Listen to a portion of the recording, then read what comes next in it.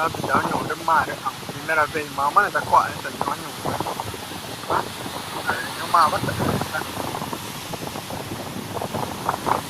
mà đưa thì mới là về nhưng mà người ta mà bắt được chưa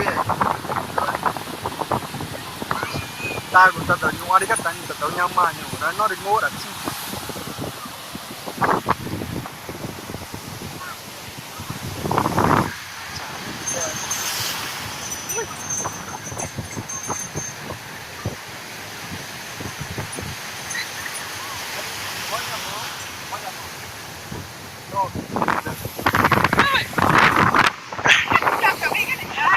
tao cả nó được dễ là đủ đất rồi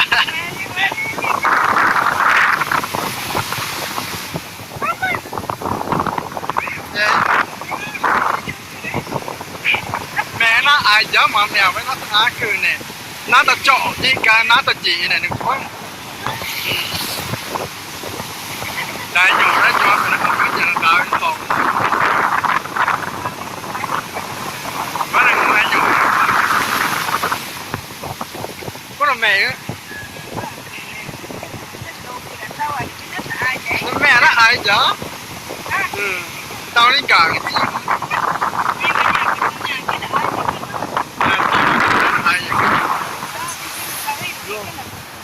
hả?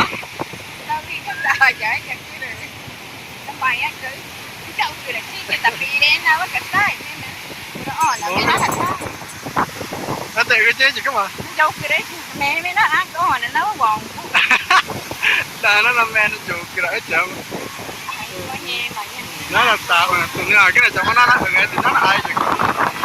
Là chứ. Giờ này cậu chơi đó mà mình nhỉ? Chơi ở trên này là chậm chứ tao chơi như là chậm chiên cả đời đi. Lá gì cọp có thể cọp. Cái cọp mà cái cọp.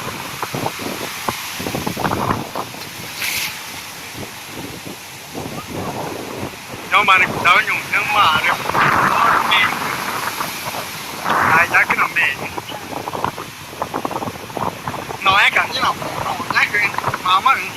Tadi cara pagkuya sa mga hita lang sa ilan de Tao chơi nhà giàu chiên nhá. Giàu chi đấy cái này là giàu chi. Cái này nó chặt cái là đào cái này. Cái nó ai làm cái gì? Tao giàu chiên. Ai chơi tụi ai.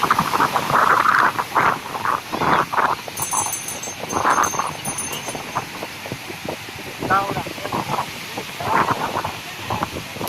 trẻ tao nói rồi.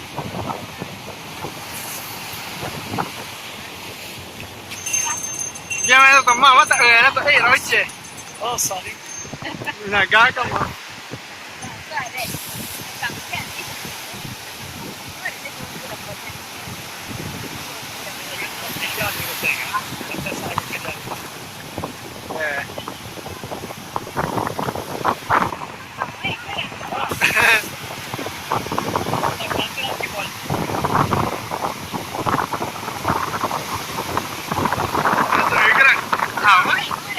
Nào chứ đấy.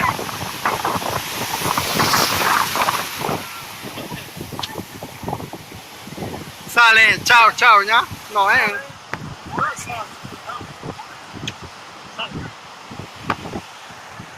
Sorry. Vad tror jag sa?